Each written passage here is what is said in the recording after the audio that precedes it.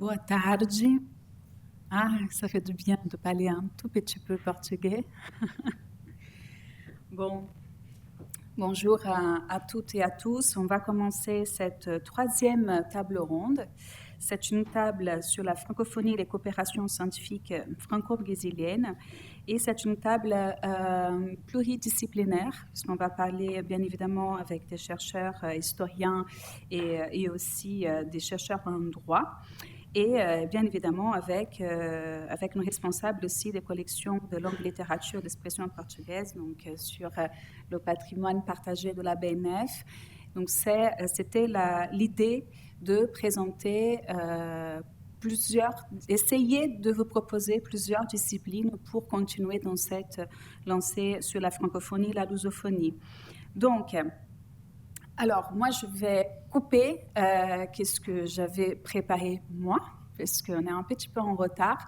Je voulais juste parler de deux éléments que je trouve que c'est essentiel quand on parle des coopérations scientifiques franco-brésiliennes.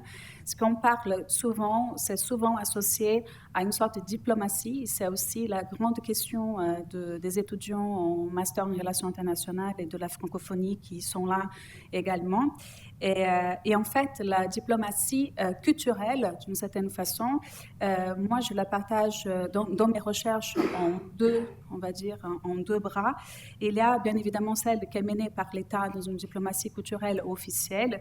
Il y a celle qui est non officielle, parce que ce n'est pas mené avec un volontarisme, on va dire, de l'État, mais ce sont menés par des institutions et par des professeurs universitaires, des passeurs culturels, comme on a vu depuis ce matin.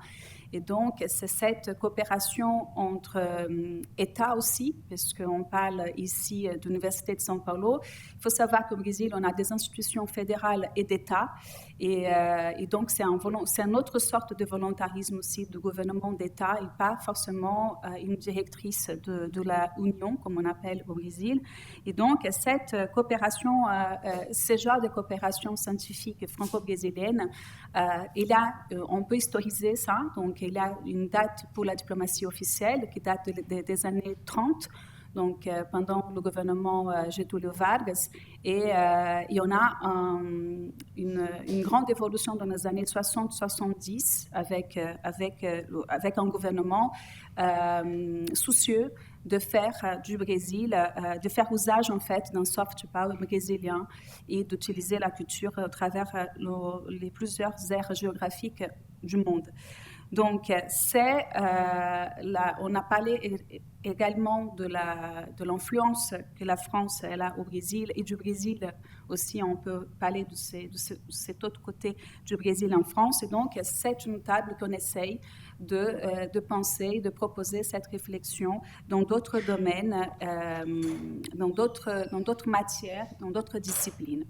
Donc, on va entendre parler en premier, donc on va parler de projet patrimoine partagé de la BNF avec Maud Lageste, chargée de collection en langue et littérature d'expression portugaise, responsable scientifique du site France-Brésil. Ensuite, on va entendre parler aussi Monique Spon, donc historienne HDR, membre du Monde américain, École d'autres études en sciences sociales à Paris, directrice éditoriale du Brésil Sciences humaines et sociales. C'est une revue très importante pour nous, les brésilianistes en France, et Marisa Midor. Je ne vais pas faire la liste, Marisa, parce que c'était déjà fait. Donc, professeure de l'Université de São Paulo et bien évidemment notre professeur invité aussi. Donc, je suis contente de vous avoir parmi nous. Et on finit avec le projet PITES qui va être donc présenté par Fernando Menezes, professeur de l'Université de São Paulo, de la faculté de droit, et aussi de notre collègue professeur aussi de l'Université Christine Bidot, ici présente de Lyon 3. Donc, sans plus tarder, en espérant avoir un temps d'échange, mais bon, c'est pas, on va se préoccuper peut-être dans 45 minutes. Donc, je passe la parole à Maud Lageste pour nous présenter les patrimoines partagés de la BNF, la Bibliothèque nationale de France. Merci beaucoup, Simel. J'espère que vous m'en entendez et que vous voyez, oui, vous voyez tous le visuel. C'est un PDF, donc je vais voir comment je m'arrange avec ça. Donc, je remercie tout d'abord vivement, évidemment, les enseignantes, chercheuses des études lusophones de l'Université Jean Moulin Lyon 3 pour leur invitation, ainsi que l'équipe de l'Institut international de la francophonie pour l'accompagnement dans l'organisation de cette table ronde. Le site France-Brésil que je vais vous présenter et dont vous voyez l'adresse derrière moi, donc, on l'appelle aussi portail ou bibliothèque numérique. C'est un site qui s'attache à retracer de façon non exhaustive les 5 siècles d'histoire entre la France et le Brésil au moyen de documents numérisés par des bibliothèques. Ils sont donc disponibles en ligne et ce sont des documents qui sont contextualisés par des articles de spécialistes. Pour rappel, donc, l'ensemble de ce dont je vais vous parler est librement accessible. Donc, ce site, le catalogue général des bibliothèques, les ressources Gallica, la bibliothèque numérique de la BNF, le blog Gallica, les bibliothèques numériques de la Fundação Biblioteca Nacional do Brasil, de la bibliothèque Sainte-Geneviève, de Manioc, de la Brasiliana, reliée à l'USP.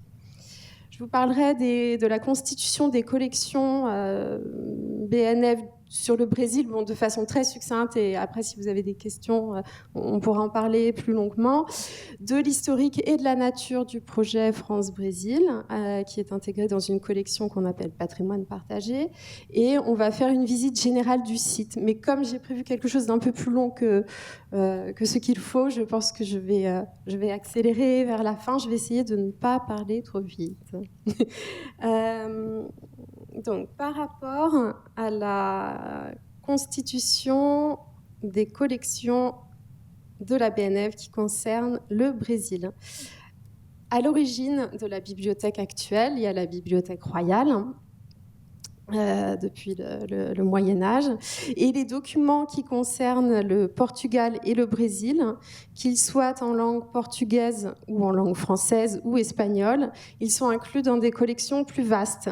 Ils sont regroupés avec le domaine linguistique espagnol, ce qui ne facilite pas les choses ensuite pour trier, mais bon, à l'époque, c'était comme ça. Donc, territoire ibérique et latino-américain dans leur ensemble sont regroupés dans la bibliothèque historique du site Richelieu. Pour les imprimer, c'était un même bibliothécaire qui traitait l'ensemble de ces documents, toutes disciplines confondues. On n'est plus du tout dans cette logique depuis l'ouverture du site François Mitterrand il y a 30 ans.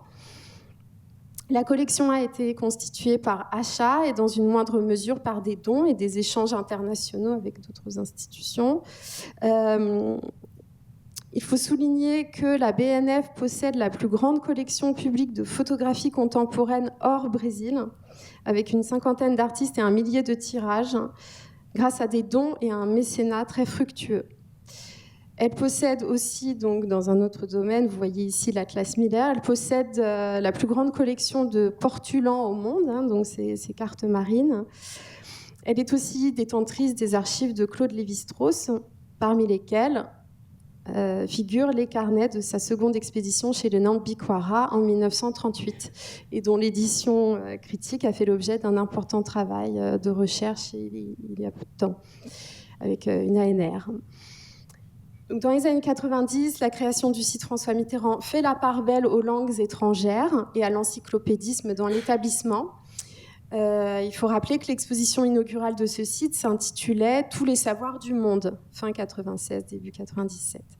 Et notre actuel président, M. Gilles Pécou, a réaffirmé en début d'année l'importance des langues étrangères pour notre établissement. J'insiste sur ça parce que ce n'est pas forcément la politique de toutes les bibliothèques nationales dans le monde, pour bien des raisons budgétaires ou idéologiques.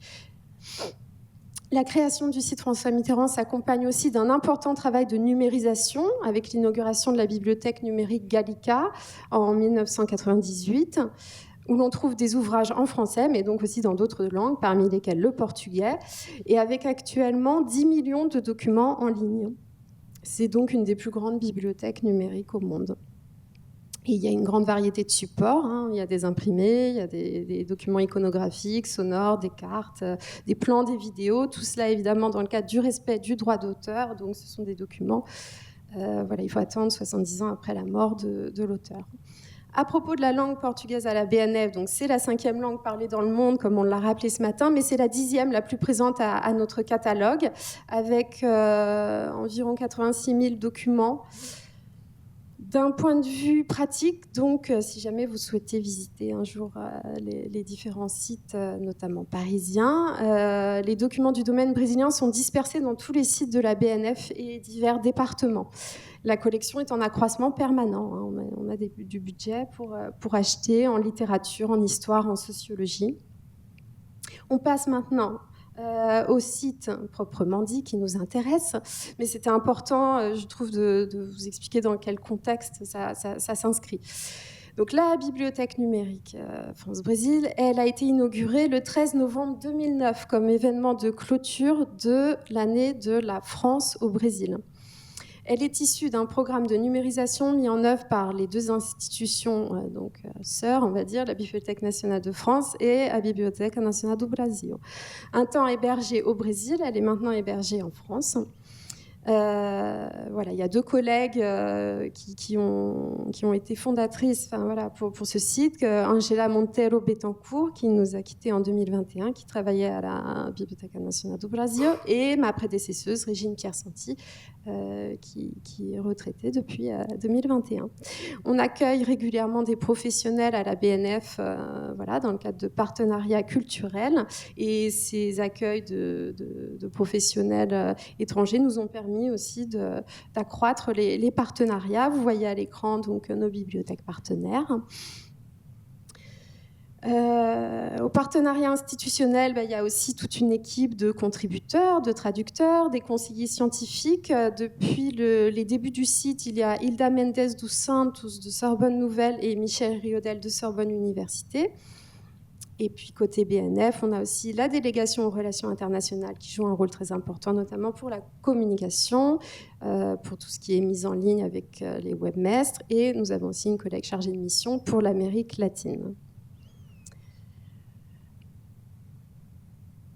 Alors Adriana Brandon est partie, mais elle avait eu c'était très bien de pouvoir faire une interview avec elle. Et donc, en décembre 2023, et c'est toujours disponible sur le site RFI, il y a une petite interview en portugais pour parler de ce site et de cette logique de partenariat et de ce que vous pouvez y trouver. Ça peut être une bonne introduction.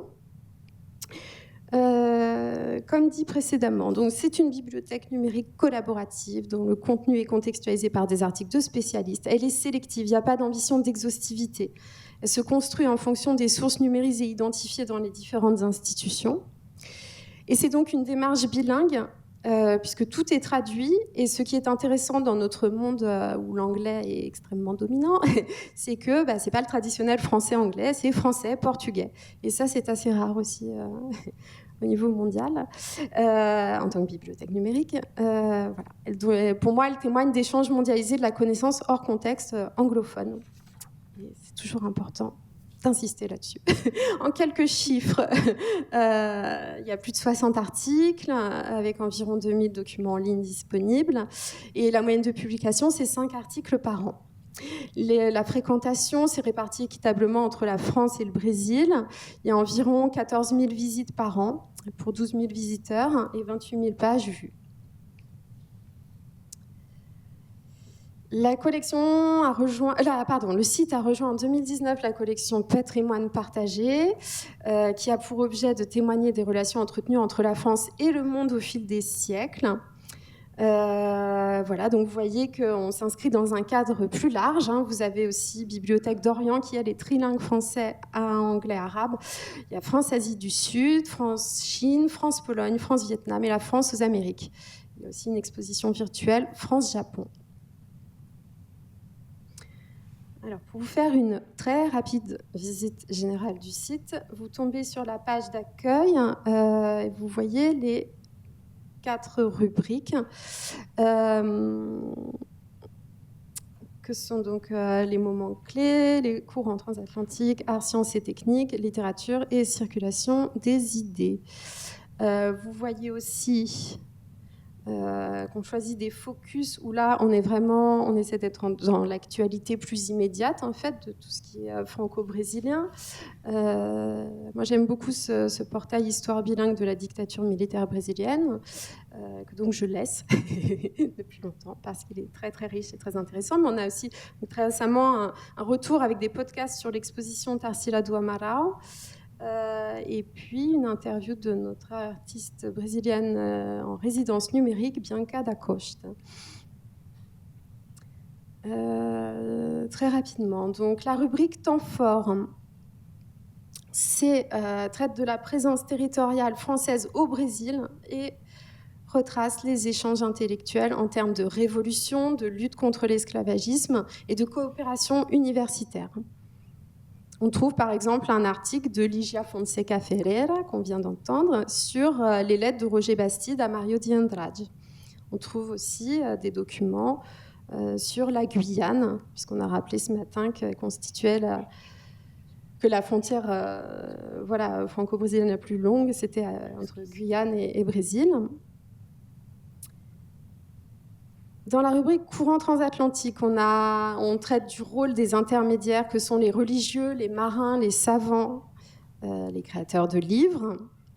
On a par exemple l'article des Brésiliens à Paris d'Adriana Brandão, de notre collègue de la BBM de São Paulo.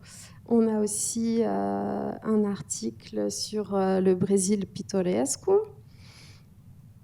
Ensuite, donc là, vous voyez juste quelques illustrations. Il faudra de toute façon visiter, pas tout montrer. Littérature et circulation des idées. Donc là, c'est plus la présence symbolique de la France au Brésil et du Brésil comme source de curiosité et d'élaboration imaginaire, notamment Nízia Floresta et les premiers féminismes au Brésil de Julia Manera, Ferdinand Denis de Michel Riodel. Ceci pour les passeurs importants. Donc là, vous voyez ce que nous avons dans nos collections. Karamuru, édition 2829, qui est cité dans l'article sur Ferdinand Denis. Pour art, sciences et techniques, ici, on s'attache plutôt à montrer comment la jeune nation brésilienne a attiré à elle des talents divers en matière artistique et scientifique et donné naissance aussi à de géniaux inventeurs. On a notre article le plus récent dans cette rubrique, c'est un article sur les médecines transatlantiques de Marion Pellier. Ici, les photos de Ferrez. Alors là, vous avez un exemple de comment apparaissent les articles sur le site, qui vient d'être fondu techniquement, mais qui fonctionne tout de même mieux à partir d'un ordinateur que d'un téléphone portable. C'est une évidence. Voilà. Vous avez tout un annuaire de contributeurs avec la biographie détaillée de chacun. Vous avez la captation d'une rencontre bilingue qui a eu lieu en décembre 2023 et qui parle du projet. Vous avez également des captations de colloques internationaux, dont dédiés à 1816, la Saint-Hilaire au Brésil, Ferdinand Denis, colloque de 2011, Indianisme et Indianité, qui a eu lieu à la BNF. Vous avez une bibliographie donc, qui reprend les 4 rubriques du site, qui sont des ouvrages de référence qui ont été recommandés par nos contributeurs. Voilà, la bibliothèque s'adosse donc sur Gallica, j'en ai parlé. Vous pouvez faire des recherches libres ou bien des recherches à partir d'itinéraires géographiques. Vous pouvez choisir un itinéraire uniquement brésilien. Il s'adosse aussi sur la Bibliothèque nationale digitale de la Bibliothèque nationale du Brasil. Donc, vous voyez ici la page d'accueil actuelle et justement, ça parle d'un artiste français qui est le Brésil, donc ça tombe très bien. On a aussi des documents qui viennent de Manioc, donc, qui vient d'être fondu. Donc là, on est plus sur le nord, Caraïbes, Amazonie, plateau des Guyanes, avec notamment des documents qui concernent l'esclavage.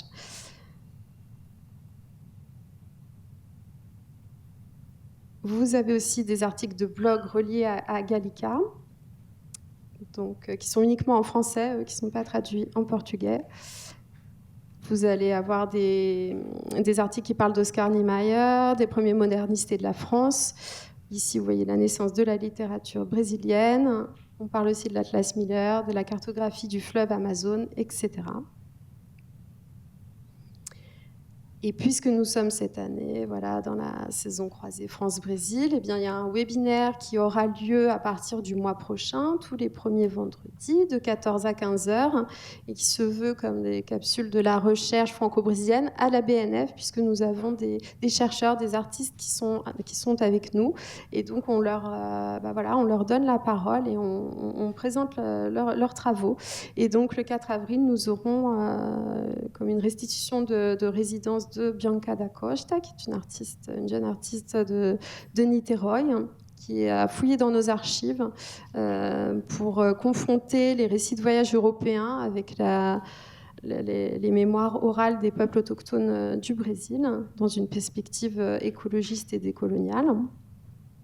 On aura aussi, vous avez le programme qui est sur la table, vous le voyez derrière vous. On aura notamment aussi en septembre la chance d'accueillir Maryse pour une séance consacrée à la presse brésilienne, les influences françaises dans la presse brésilienne.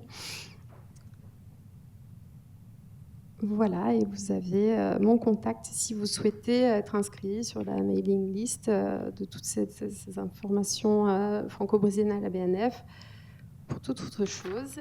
Et je vous remercie pour votre attention.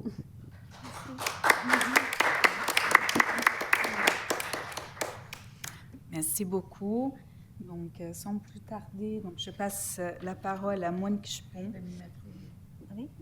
Você quer que eu vá mudando? Eu posso ir. Tá bom. Você que sabe. Então fica aí, eu vou mudando. É? Assim. Vou pôr aqui o que tem. Assim eu dou minha contribuição. Falo com esse microfone aqui. Acho que é melhor, né?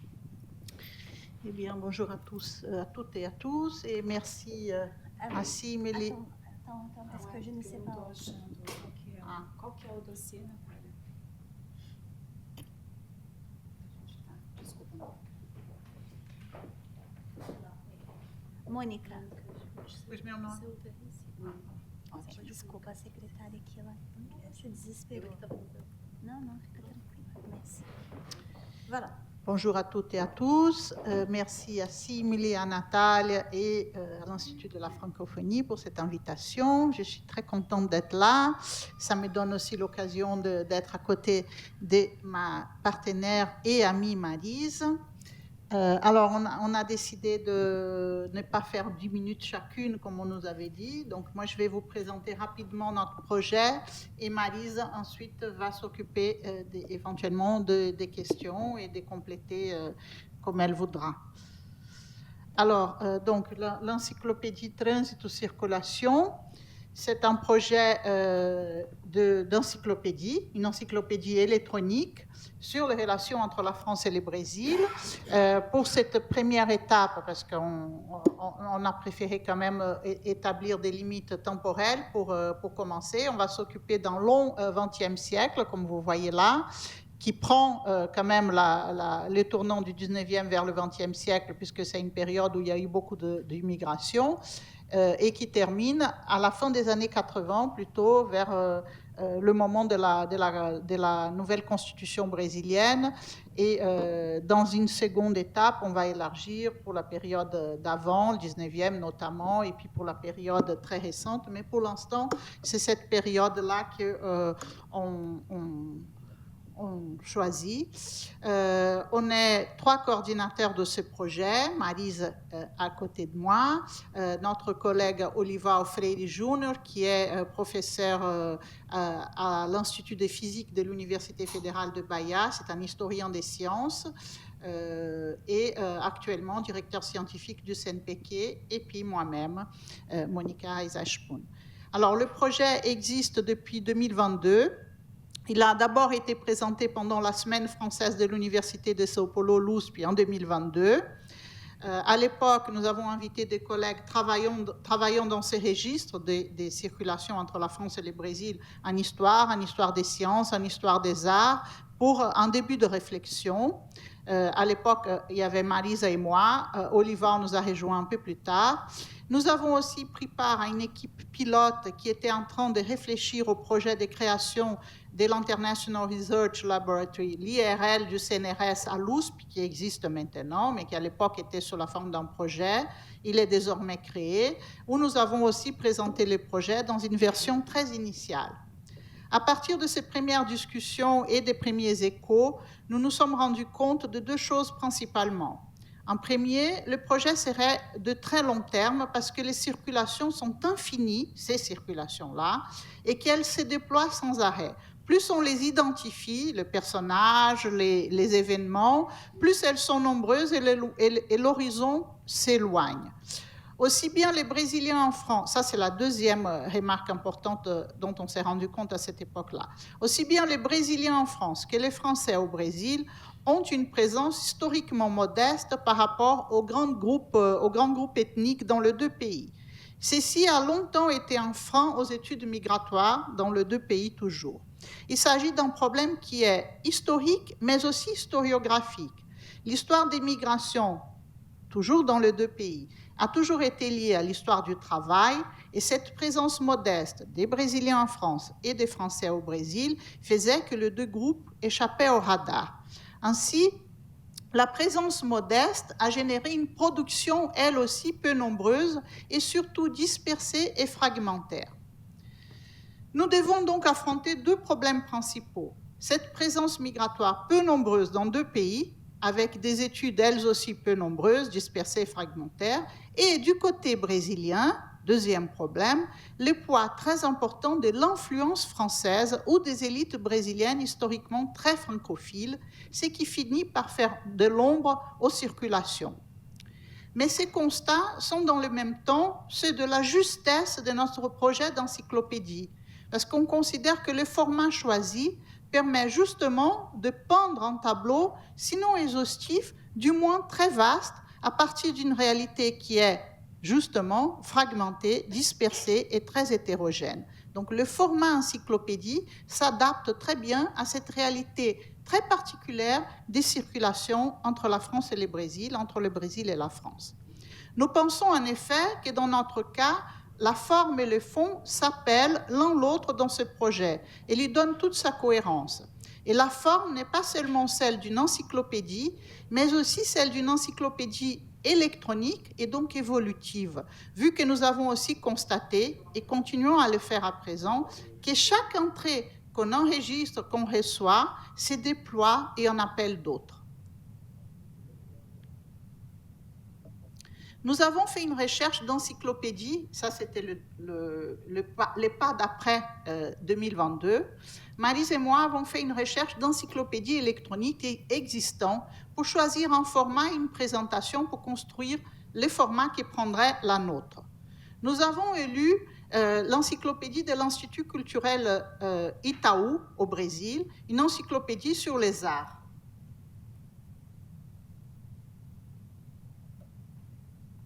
Vous voyez là une capture d'écran de l'encyclopédie Itaú. Il fallait ensuite, ce qui a été le plus difficile à l'époque, trouver les moyens d'écrire la structure de l'encyclopédie avec les éléments que nous avons établis. Donc là, vous voyez, Transit ou Circulation est une encyclopédie électronique et évolutive visant à cartographier et enregistrer. Et là, vous avez dans les couleurs les différents types de rubriques que nous envisageons pour l'encyclopédie. Donc, personnes, œuvres, institutions, événements, mais aussi termes et concepts. qui circulent entre la France et le Brésil dans les deux sens et ou contribuent à dessiner les relations entre les deux pays. La solution pour créer donc la structure de cette encyclopédie est venue grâce à un appel à projet interne à l'Université de São Paulo, venant de l'Institut des mathématiques et concernant des projets avec des besoins informatiques. Notre projet a été choisi grâce à Marisa, qui était sur place, pour que des étudiants le développent sous la direction d'un enseignant. Et donc là, le développement et la structure informatique de l'encyclopédie a été jusqu'à présent réalisé par l'étudiante Giovanna Marques Quasidei de l'Institut de mathématiques et statistiques de l'USP, sous la direction d'Alfredo Goldman, professeur de cet institut, qui du coup a rejoint notre équipe. Donc, un pilote de l'encyclopédie existe déjà. Vous le voyez là, vous voyez là toutes les sections et les moteurs de recherche, comment on les a conçus en interne, donc la structure. Et là, j'ai besoin, tu peux avancer. Là, il faudrait qu'on soit connecté pour cliquer et pour vous montrer ce pilote. Ah. Mettre à jour.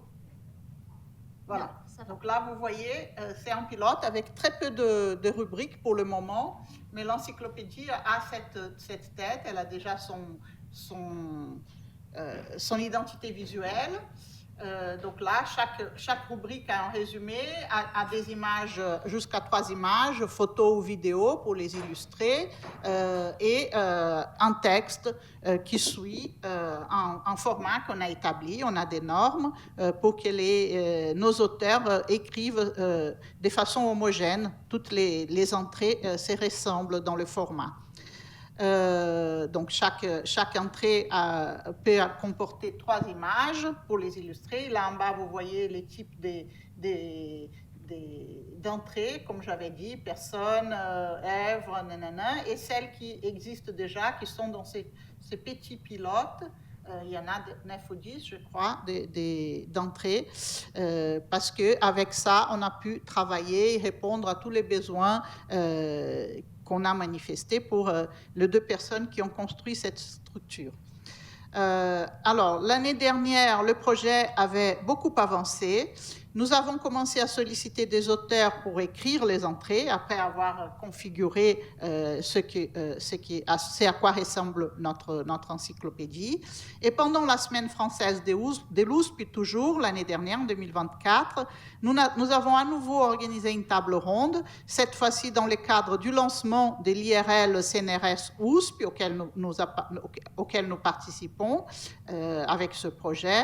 Et nous avons pu présenter quelques grands domaines sur lesquels nous avons commencé à recevoir des textes qui composent déjà des gros ensembles, les arts vivants, les arts plastiques, les sciences, mais aussi un domaine particulièrement au métier en Taquer, qui est celui des anonymes, c'est-à-dire les gens qui ont circulé anonymement entre la France et le Brésil, ce qui est plus difficile à trouver et à reconstruire, à récupérer des parcours.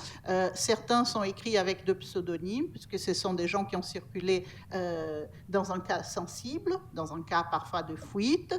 Donc on a ce pan aussi qui est difficile à construire, mais auquel je tiens beaucoup à cœur et j'essaye de le développer. Nous avons pu aussi discuter des questions techniques grâce à la présence dans cette réunion d'Alfredo Goldman, qui est l'informaticien qui a intégré notre équipe et qui nous accompagne avec ses étudiants. Cette année 2025, nous avons commencé à demander des financements de long terme pour ce projet. Pour l'instant, nous sommes sans financement pour rémunérer les auteurs, payer des droits d'image, par exemple, qui commencent à manquer, sans compter des services informatiques, secrétariat ou traduction, parce que l'ambition, c'est que l'encyclopédie soit totalement bilingue.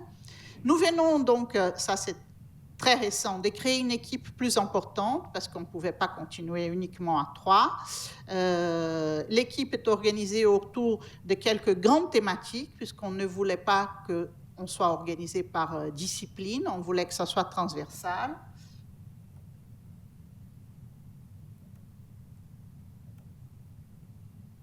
c'est le dernier des... Après là. Voilà, ça c'est notre équipe. Et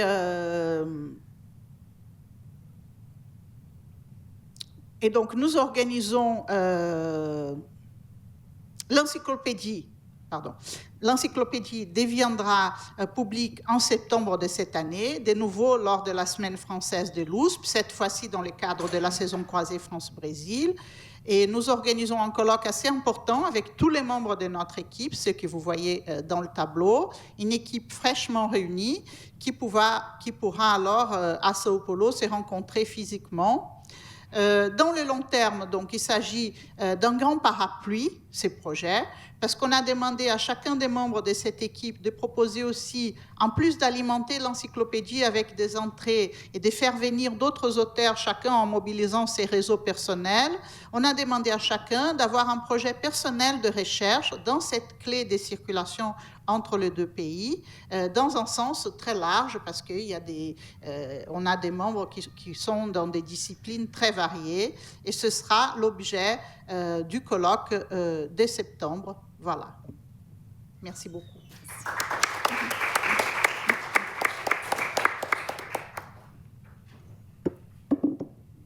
ne sais pas si tu veux compléter, je suis en avance sur mon temps. Oui, c'est vrai. Marisa, est-ce que vous voulez ajouter quelque chose ou non, on laisse pour un... OK. Donc, oui, voilà. alors, est-ce que Fernando nous entend?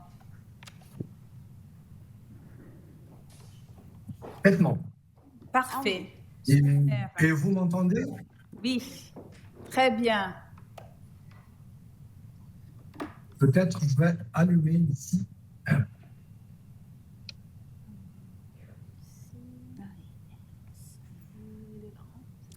Alors, Fernando, nous sommes aussi avec Christine ici. Je ne sais pas si vous arrivez à nous voir. J'ai du mal à vous voir tout le monde parce que...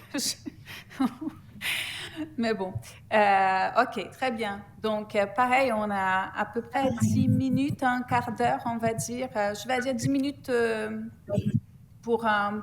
Oui. OK? Et après, donc, Christine continue ici. OK? Très bien, merci. Merci beaucoup, Simili. Merci, chers amis. Je regrette de n'être pas présent à Lyon. C'est que serait toujours un grand plaisir.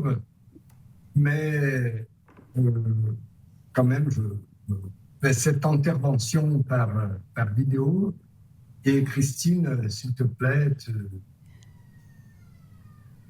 t'aider ou réciter tout ce que tu penses que c'est de bonnes informations sur notre site traditionnel déjà partenariat Lyon-USP. Mais j'imagine de me concentrer sur le programme PITES. Et après, si tu veux, Christine, tu peux parler d'autres initiatives que nous avons. C'est comme tu vois comme adéquat. Le programme PITES, c'est l'acronyme pour dire Partenariat international triangulaire d'enseignement supérieur. En cas de succès, je dirais, entre nos universités, mais surtout mon projet de biculturel francophone et en même temps lusophone, mais notamment francophone du point de vue des étudiants de l'Université de São Paulo. Il s'agit d'un parcours bidiplômante en licence et maintenant, depuis 4 ans, aussi niveau master et mestrade de l'Université de São Paulo. Le niveau licence existe depuis 11 ans. C'est-à-dire c'est la 11e promotion maintenant qu'a commencé le programme. Et un projet qui structurellement implique l'invitation des enseignants de l'Université de Lyon. Là, c'est un groupe de universités qui ont de cours de droit dans les sites, c'est-à-dire Lyon 3, Lyon 2, Saint-Étienne. La structure, c'est l'invitation des enseignants à venir à São Paulo, comme de professeurs invités de l'Université de São Paulo, et faire cours en français pour nos étudiants de la faculté. Et ces matières sont considérées par l'Université de São Paulo comme des matières de l'Université de São Paulo.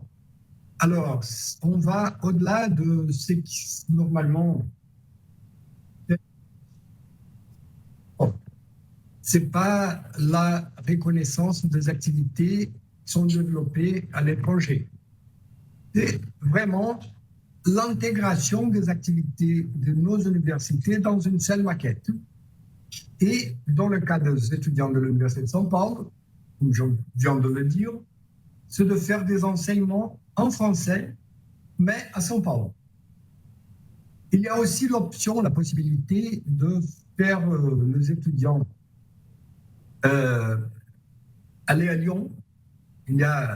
C'est ouverte la possibilité de mobilité étudiante, mais l'esprit, c'est la mobilité enseignante comme une façon de garantir l'accès à un plus grand nombre d'étudiants ici de l'Université de São Paulo. Comme ça, bon, par des raisons évidentes, des raisons économiques, personnelles de chacun. Comme ça, on fait venir des enseignants et on propose cette formation pour 90 étudiants par an au niveau licence et 5 étudiants par an au niveau master. Ces 80 étudiants par an au niveau licence correspond à 20% des étudiants de la faculté de droit de l'Université de São Paulo. Ce qui est important. Ce sont maintenant des générations d'étudiants formés dans un esprit francophone et francophile et qui nous permet de réseau de relations humaines, professionnelles, culturelles, par ces étudiants, mais je dirais aussi par les enseignants. Parce qu'avec ces mouvements des enseignants niveau licence, niveau master, l'Université de São Paulo fait venir par an au moins 19 enseignants. Normalement, ce sont de personnes différentes.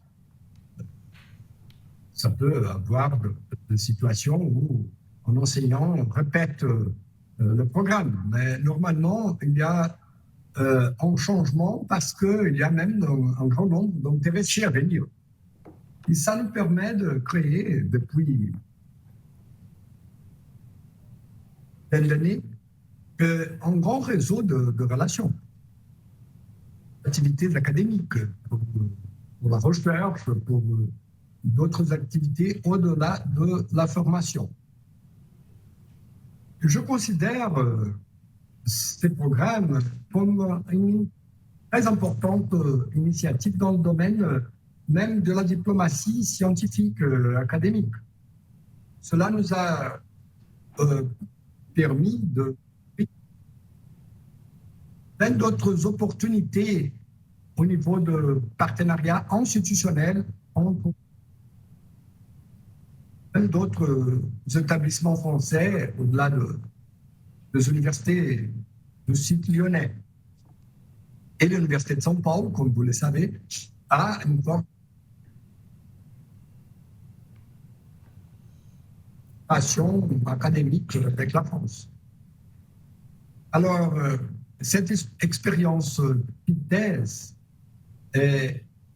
du point de vue pratique pour l'Université de São Paulo est même un modèle facile d'adapter pour d'autres domaines. Cette structure très légère de faire venir des enseignants et de considérer des disciplines, de matières comme intégrantes de maquettes de l'Université de São Paulo nous permet de gérer ce programme avec très peu de bureaucratie. Quand même, c'est un peu étonnant, partant pour l'initiative que jusqu'à maintenant conduit ce type de double diplôme. Normalement, c'est plus conservateur, le droit basé sur les nations. Et nous avons trouvé chez nos collègues juristes, d'ailleurs grâce notamment au président de Lyon 3 à ce moment-là, notre ami Hugues Fugiron, un esprit très ouvert pour les innovations et pour les formules de faire ces passions. Un d'autres exemples, bien sûr, de coopération bidiplômante dans nos universités, mais je crois qu'avec cette formule de faire venir les enseignants dans un si grand nombre, c'est un cas unique. Maintenant, on commence à voir d'autres initiatives. On espère avoir pour cette année quelque chose de pareil, pas égal, mais pareil, entre notre faculté d'économie-gestion, c'est la FEA, l'acronyme FEA, et l'Université Paris-1.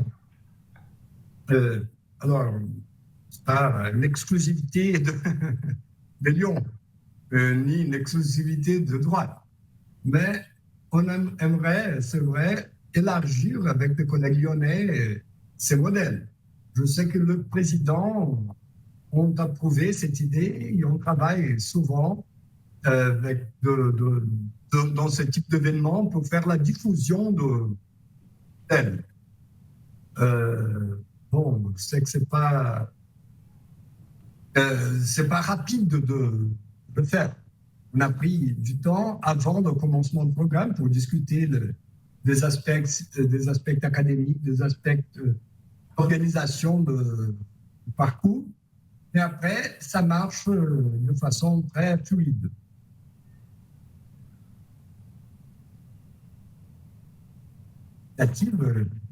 Bon, bien sûr, pour l'épithèse, qu'elle connaît très bien, mais d'autres initiatives qui sont de résultats, d'externalité de ce grand partenariat. Je pourrais même dire que l'Université de Lyon et particulièrement l'Université Lyon 3 est le grand partenaire de la faculté de droit de l'Université de Saint-Paul. Aujourd'hui, ces dernières années. Merci pour cette invitation. Je reste à disposition pour vous donner sur le programme. Merci, Fernand. Et oui, il y a des prolongements, on dit ça en français, de ce projet PITES. Donc, et dans d'autres disciplines, on discute aussi au sein du département d'études lusophones. Donc, en fait, tout le monde a envie de copier PITES parce que c'est vraiment incroyable. Donc, je passe la parole à Christine Bidot pour ajouter des informations sur PITES, mais pas que. Merci beaucoup, Simélé. Merci aussi pour cette invitation aux organisateurs de cette belle manifestation. Donc, c'est vraiment un plaisir d'être là, de pouvoir échanger avec Fernando, même à distance. Peut-être pour compléter ce que tu as dit, Fernando expliquait en fait un peu, finalement, c'est l'histoire de la coopération entre la faculté de droit de l'Université Lyon 3 et l'USP. Alors, c'est comme souvent une rencontre scientifique qui est doublée d'une rencontre de personnes, en réalité. Donc, un de nos anciens présidents, Fernando l'a cité, Hugues Fulchiron à l'époque, avait eu cette envie d'ouverture du côté du Brésil. Et c'est la rencontre finalement entre Hugues Fulchiron et Fernando Meneses qui a donné le premier partenariat académique. La première convention académique, elle date de 2011, qui unissait donc Lyon 3 et l'USP.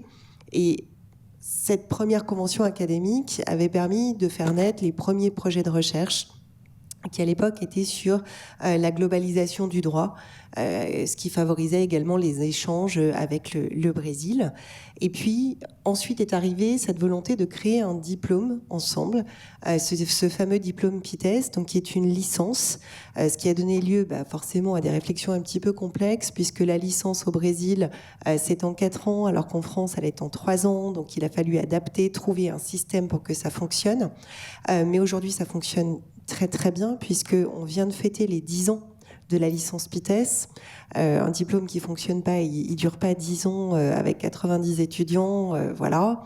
Donc vraiment, ça fonctionne très bien. Et en plus, dans le cadre de cette licence, les étudiants brésiliens vont non seulement bénéficier de l'enseignement de la part d'universitaires français qui se rendent à Sao Paulo. Donc c'est là aussi un peu d'organisation, parce que c'est quand même des missions sur des cours qui durent entre 30 et 36 heures.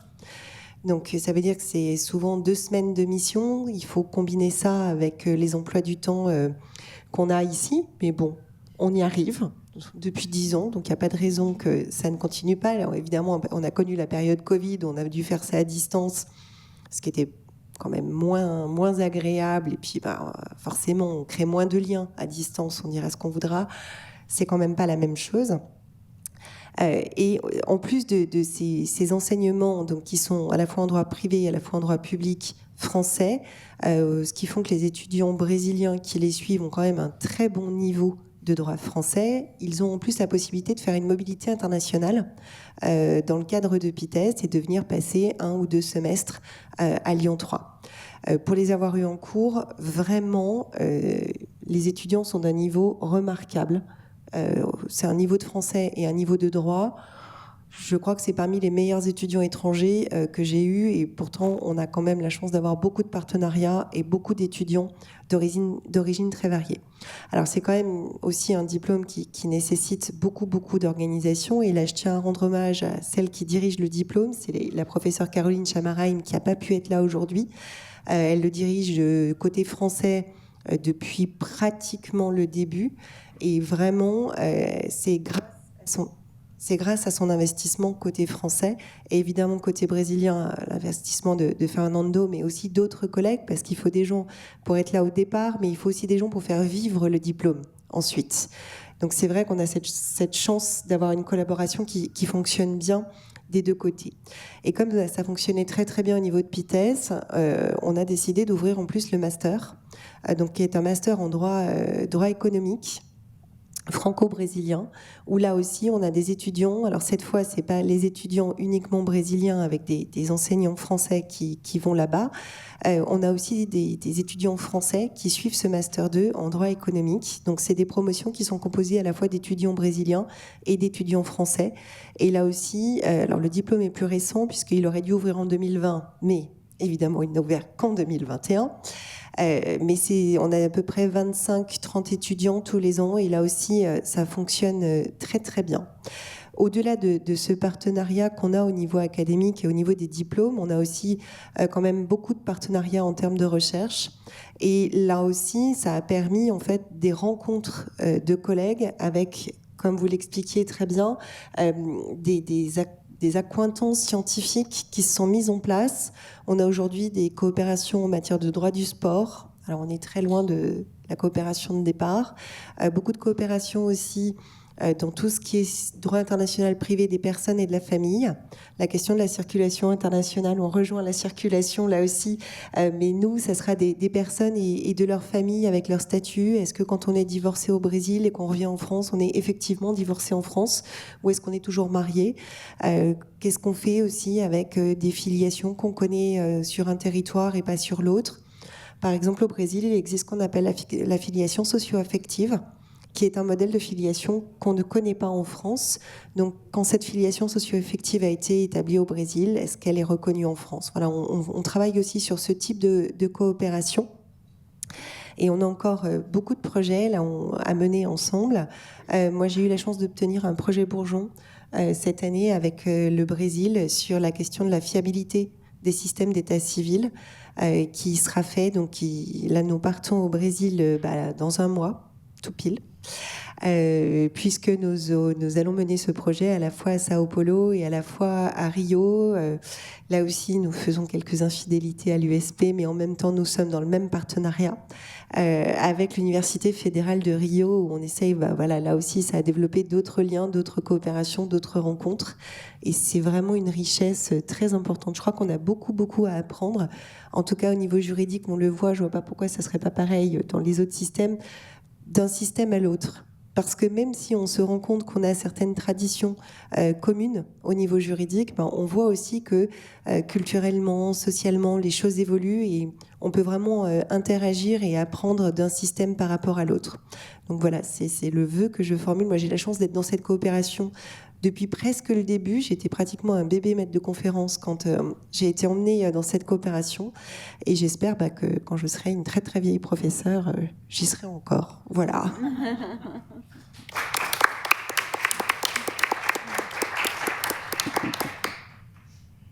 Je vais utiliser celui-là parce que c'est plus simple. Parce que là, on est un peu comme ça hein, depuis tout à l'heure. C'est pas très agréable. Alors, c'est un plaisir pour moi de tenir cette table parce que c'est la richesse des coopérations et ça me fait en fait faire un lien avec mes documents et de recherche. Et finalement, c'est tellement plus agréable de voir les projets en vrai et de voir que, oui, c'est une question de rencontre de personnes. Je suis tout à fait d'accord. Et ces rencontres-là, de l'Institut international de la francophonie, ça sert à ça. Donc je suis ravie. Moi, j'ai quelques questions, mais je vais d'abord laisser des questions pour le public et après, on verra. Je sais que vous êtes un peu fatigués. On est quand même dans le temps. C'est... voilà, c'est...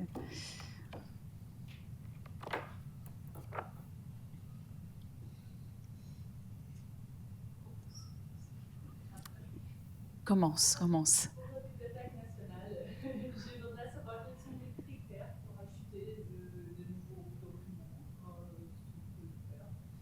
Et pour les projets à circulation, on peut la même chose. Quels sont les critères pour inclure quelque chose? Je pense qu'on a 2 micros, donc on va essayer d'utiliser les deux. Et moi, donc je vais lancer aussi ma question parce que je pense que ça peut être dans le... Moi, je pensais beaucoup à l'hémérothèque digitale au Brésil et je pensais à quel lien, est-ce qu'il y a un lien déjà établi entre la BNF et l'hémérothèque et si il y a des coopérations techniques par rapport à l'usage en fait de l'instrument, parce que d'outils.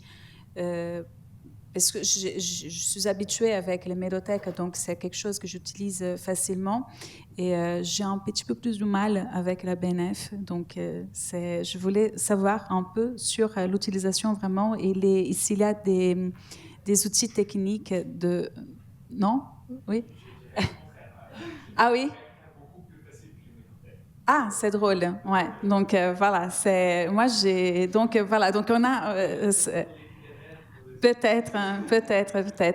Oui, Leonardo. J'ai une question, c'est bizarre, c'est un constat, de voir comment au Brésil, il y a eu beaucoup ces dernières années ces projets dans ce pays.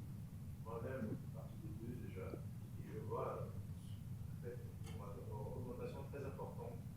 Je ne sais pas si nous tous sommes en train de réfléchir sur la question en fait, de la préservation de ces sites, d'un point de vue de la sécurité même de ces sites.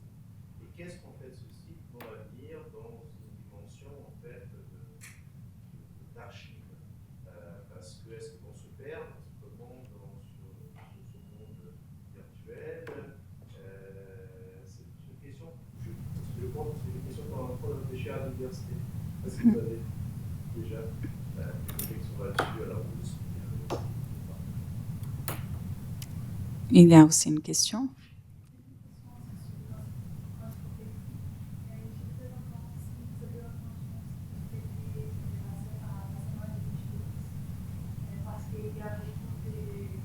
Échange entre les Brésil et la France en ce moment-là. Constamment, ce qui concerne des artistes qui circulent.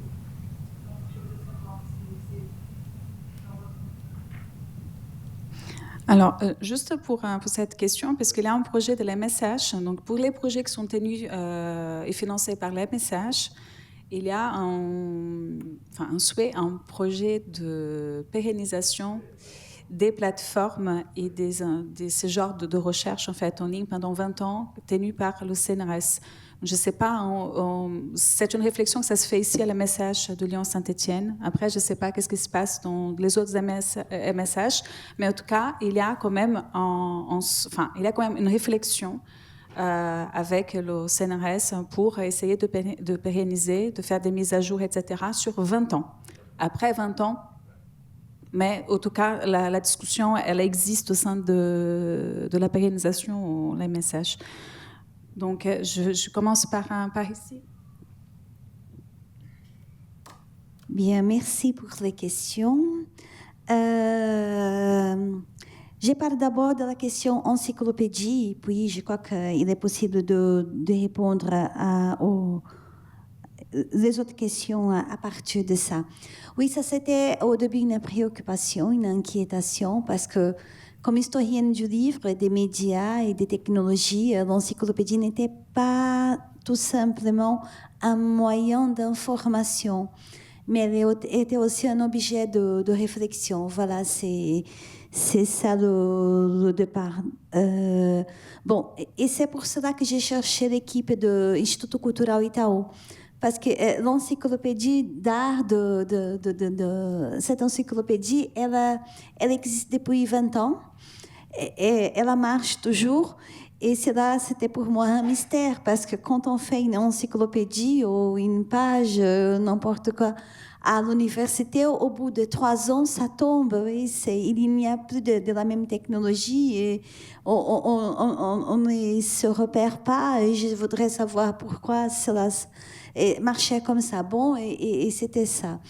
Et d'abord, nous sommes dans les sites de l'Institut d'études avancées. Donc, c'est un projet qui part d'une institution qui est déjà bien consolidée. Ça fait partie du groupe Brésil-France que je dirige aujourd'hui. Et c'est un projet d'équipe dans une institution. Là, c'était une première préoccupation et c'est fait. Deuxièmement, on a cherché justement l'Institut des mathématiques pour vraiment développer un logiciel, un software, un logiciel qui marchait bien, c'est-à-dire c'était pas une hot page ou un programme qui ne dure pas. Et je ne sais pas exactement comment expliquer, mais je suis arrivée à l'Institut de mathématiques pour dire, bon, je vais faire une encyclopédie, mais au bout de 10 ans, de 20 ans, je voudrais que ça marche. Même si je ne suis plus là dans ce monde, et je voudrais que les jeunes chercheurs continuent à travailler sur cette encyclopédie. Et c'est à partir de ces principes qu'on développe le programme. Le troisième point, et c'est ce que je disais au début, je ne veux pas faire une encyclopédie que soit seulement un moyen de diffusion des données. Là, c'est vraiment très important. Je pense que nous avons aujourd'hui beaucoup de projets d'encyclopédie. D'abord parce qu'il y a des programmes de financement dans les domaines des humanités numériques. Voilà, et ça c'est une réalité. L'État et les États, ils investissent beaucoup sur ce domaine-là. Et on ne sait pas où on va arriver, mais les investissements sont déjà une réalité. Deuxièmement, la question qu'on a beaucoup discutée, c'était justement, est-ce que les outils de recherche, ils changent les méthodologies de recherche, c'est-à-dire la façon de voir l'histoire, d'organiser les documents, d'organiser les données. Est-ce que cela peut contribuer à une autre façon d'écrire l'histoire, d'écrire la sociologie? Par exemple, dans les domaines des études prosopographiques, est-ce que ce genre d'outils nous permettrait au futur de savoir, parmi les immigrants français qui sont partis au Brésil à l'époque de la Deuxième Guerre, quelles étaient leurs professions, le profil selon l'âge, les genres, etc., ou parmi les professionnels du livre qui ont fait la traversée de l'océan quels sont les profils, dans quel domaine ils ont travaillé, enfin. Et à partir de ces 3 points, on essaye vraiment de faire ce que je vois aussi qui est très important aujourd'hui, qui est la recherche en envisageant la synthèse. Je crois que nous avons beaucoup avancé en termes de monographie et les recherches, les programmes des écoles postdoctorales, les programmes de post-grade, comme on dit au Brésil, ils ont beaucoup augmenté. Aujourd'hui, depuis 30 ans, et nous avons beaucoup plus de thèses que nous avions jusqu'aux années 80, par exemple. Et c'est possible aujourd'hui, avec cette grandeur au niveau quantitatif même de recherche, de proposer une synthèse en regard panoramique, et à partir de ça, et à partir de nouvelles outils, de proposer de nouvelles questions ou même de réponses qui n'étaient pas jusqu'alors possibles. Bon, ce sont ces questions que nous sommes proposées, n'est-ce pas? Oui, voilà. Et les critères de sélection, bon, pour ce qui concerne la semaine de 1922, oui, c'est très important. Mais je pense que je te laisse les critères de sélection. Mais justement parce que il y a ces circulations des artistes dans plusieurs domaines, les beaux-arts, les gravures, la littérature, la poésie, la prose, etc. Et justement parce que nous pensons au niveau des personnes, mais aussi des événements et aussi des groupements. Donc, la semaine des 22, elle peut entrer par plusieurs multiples biais. Ça, c'est l'idée. Et aussi, en tant que Monica, elle présente les critères de sélection parce que là, nous sommes vraiment très disciplinés. Parce qu'on a vraiment fait une étude de comment est-ce qu'on va présenter ces articles, parce que comme il s'agit d'un monde, notre but, c'est d'arriver jusqu'à la fin de l'année prochaine, non, à la fin du projet, dans 5 ans, à 750 notices. Et oui, je crois que c'est plus ou moins ça. Donc, pour arriver à ces chiffres-là, il faut vraiment avoir une certaine discipline. Et la discipline elle-même, c'est Monica. Et c'est pour ça qu'elle explique les critères. Et je vous montre un article pour que vous compreniez les critères. Voilà. C'est moi qui ai le micro et les fouets. Alors, c'est vrai qu'on s'est partagé un peu les tâches, Marisa et moi. Comme elle était sur place au Brésil, elle s'est occupée beaucoup plus de ces suivis de la construction informatique du site, parce que ça a été pris en charge par l'Institut de mathématiques et par leurs étudiants et notre collègue Alfredo Goldman. Donc, Marisa a suivi plus cette partie-là, parce qu'il fallait être à côté, faire de réunions tout le temps. Et moi, je suis en train de travailler sur les entrées, et c'est moi qui tiens notre tableau avec les noms, avec les promesses, avec les sollicitations, avec les entrées. Donc, chaque nouvelle entrée doit être proposée à moi et argumenter les critères, c'est celui-là. Il faut que ça soit bien argumenté et que les circulations soient claires et intéressantes. Et en fait, c'est tout simple, ça roule tout seul, parce que une personne propose des entrées, et en fait, selon nos normes, dans les textes qu'elle présente avec son entrée, elle doit mettre en couleur des noms ou des événements ou des groupes qui pourraient donner lieu à d'autres entrées, puisqu'il va y avoir des hypertextes, des liens, un renvoie à l'autre, En fait, à chaque fois que quelqu'un présente un texte, il y a plusieurs choses en couleur et ça se multiplie. Et la personne, en général, suggère qui pourraient être les auteurs de ce qu'elle a noté comme étant objet. Soit elle-même, elle va le faire, soit elle dit « Ah, ça, c'est important et qu'un tel peut le faire. » Et là, c'est à nous de contacter, d'inviter. Donc, c'est en train de se multiplier de façon très, très importante. Mais j'édite chaque entrée qui nous est remise. Je fais l'éditeur et les textes font objet d'une édition assez disciplinée, comme dit Maryse, mais ça fonctionne très bien pour l'instant. Je pense qu'on va inaugurer l'encyclopédie en septembre avec entre 100 et 150 entrées pour l'instant. On le fait ça avec financement zéro. L'équipe vient d'être créée, donc c'est un travail très très important pour l'instant. Enfin, l'équipe vient d'être créée pour l'instant. C'est un travail à 3, mais qui est en train maintenant, depuis qu'on a créé cette équipe. Ça fait quoi? Ça fait même pas 2 mois. Ça promet une multiplication très importante. Voilà. Et pour la sélection, c'est chronologique pour les choix de thèmes, des personnes, etc. C'est chronologique pour l'instant, c'est-à-dire 1880 jusqu'à 1980-90, c'est la décennie 1980.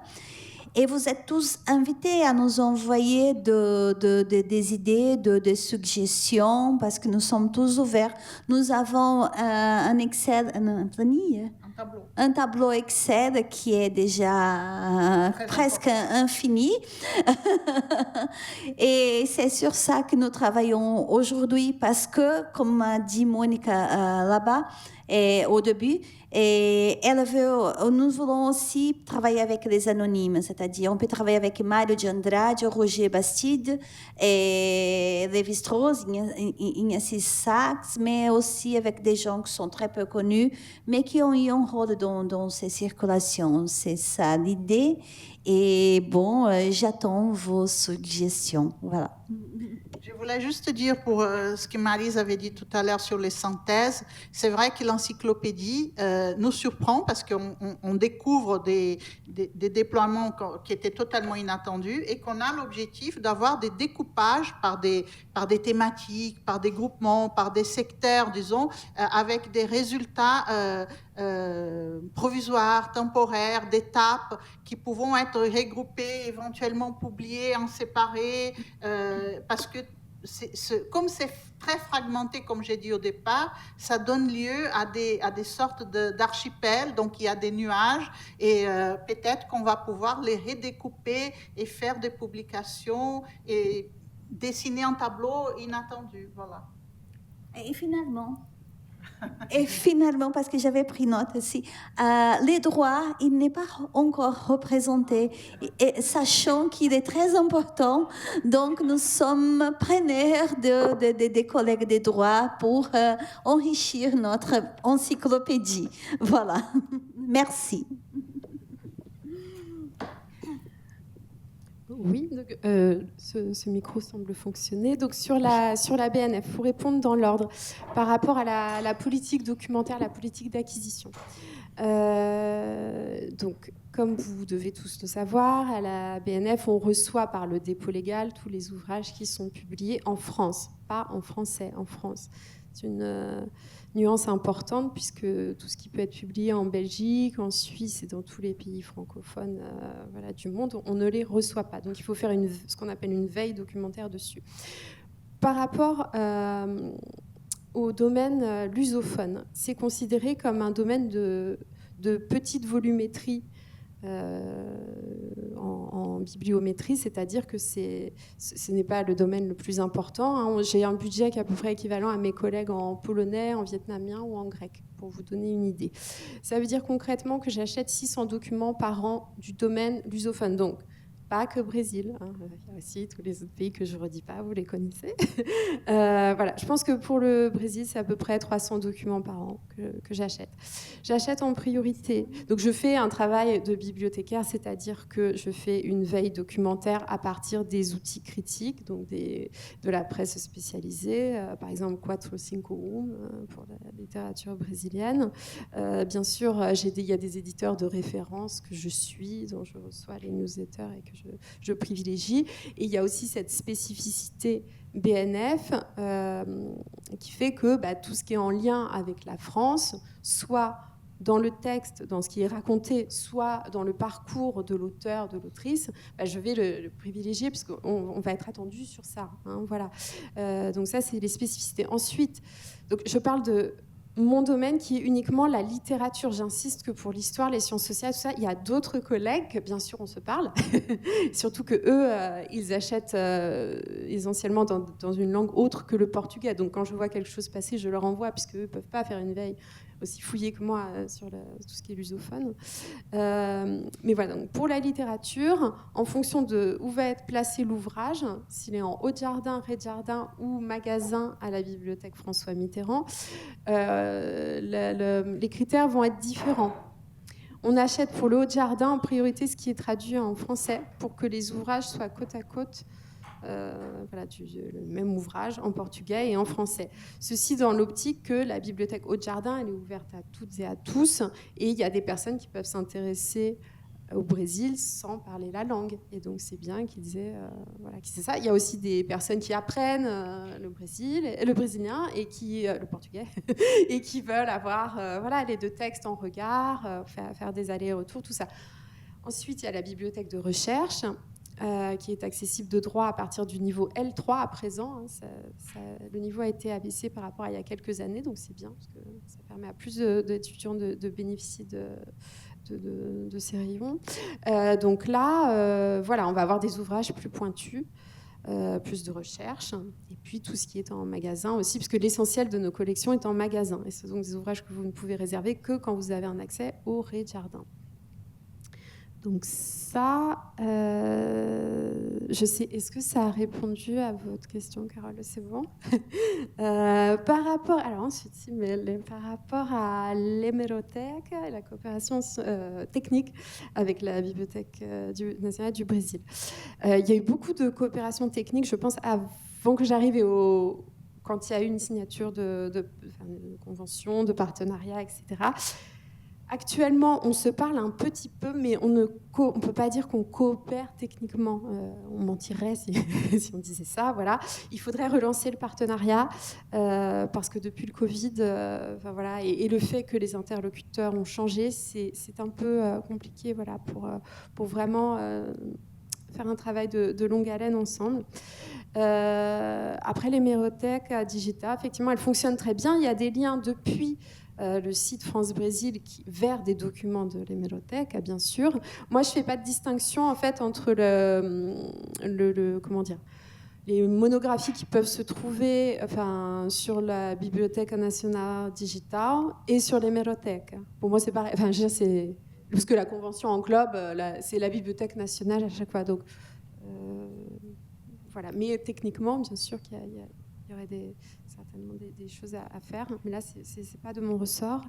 Par rapport à la presse, à la BNF, il y a depuis quelques années donc Retro News, qui est une externalisation en fait de Gallica, notre bibliothèque numérique. Donc externalisation pour la presse uniquement, avec des services en ligne qui peuvent être payants, ce qui n'était pas le cas auparavant, des articles de fond aussi, en plus des sélections d'articles de presse que vous pouvez trouver. Et alors, peut-être qu'il y a des choses que vous... Je ne sais pas, c'est une supposition, vous m'arrêtez si je me trompe. Peut-être qu'il y a des choses que vous cherchez sur Gallica que vous ne trouvez plus, mais du coup, on vous renvoie vers Retro News et c'est payant. Et c'est peut-être ça qui est un peu déstabilisant quand on a connu tous les articles en libre accès. C'est possible. Sur la presse, il y a une campagne de numérisation qui est très importante à la BNF, puisqu'en 2029 devrait ouvrir le Conservatoire national de la presse à Amiens, qui est est en cours de construction, donc un 6e site de la BNF, enfin un 6e site, il y en a même plus que ça, mais qui sera uniquement un site de conservation, qui ne sera pas ouvert au public. Et donc il va y avoir un important déménagement des collections qui sont à présent sur le site François Mitterrand vers Amiens. Et dans ce cadre-là aussi, il y a une reprise des fonds et un travail de numérisation, sachant que le travail sur les fonds de presse est énorme et demande des moyens énormes. Voilà. Mais qu'en même temps, c'est ce que les chercheurs nous demandent le plus. C'est pourquoi il y a ce projet de conservatoire national de la presse. Est-ce que j'ai répondu à vos questions ?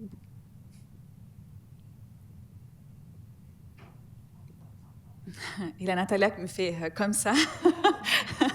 Qui fait comme ça. En fait, je voulais juste pour finir,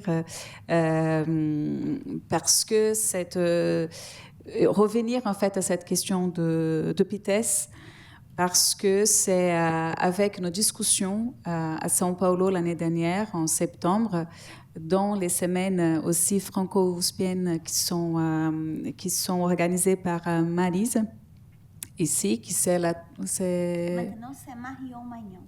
C'est Marion qui est au consulat de São Paulo. Mais c'est déjà combien d'éditions? Cette année, on va faire la 4e année. Ouais. Et donc, cette semaine, elle est très intéressante parce que ça fait exactement le lien en fait entre plusieurs disciplines. Et c'était dans le cadre de cette semaine qu'une délégation donc de Lyon 3 est partie. Donc, on était le droit, la faculté des langues, on était IAE. Il y avait aussi Saint-Étienne et Lyon 2. Donc, on était une dizaine au Brésil pour fêter les 10 ans de PITES, mais aussi pour collaborer avec d'autres institutions. Et le modèle PITES, vraiment, ça donne des ailes aussi à d'autres départements. Et oui, on est en discussion à la fois avec Maryse et aussi avec un autre collègue de l'Université de São Paulo pour réfléchir à une double licence. Pas vraiment sur le modèle PITES, parce que on n'est pas encore là dans le rêve, hein, on ne touche pas encore, mais c'est grâce à Fernando Menezes et aussi à plusieurs casquettes de Fernando, parce qu'il est aussi à la FAPESP, il est aussi dans d'autres institutions brésiliennes qui font aussi bouger beaucoup cette coopération et alimentent beaucoup cette coopération. Donc, c'est le droit qui nous inspire particulièrement dans cette démarche de coopération franco-brésilienne entre l'Université de São Paulo et Lyon 3. Donc, voilà. On va passer au 3e temps de notre journée de la francophonie. On va passer à la rotonde et donc avec et je crois qu'il y a un jeu, oui, donc Nathalie va, puisque je ne vois plus Hong ici, donc elle est là-bas. Donc juste pour dire merci beaucoup pour cette table et merci pour les survivants qui sont restés jusqu'à la fin. Merci nos invités, c'était un plaisir de partager ces moments avec vous. Merci Fernando, merci beaucoup. C'est dommage que vous êtes pas là.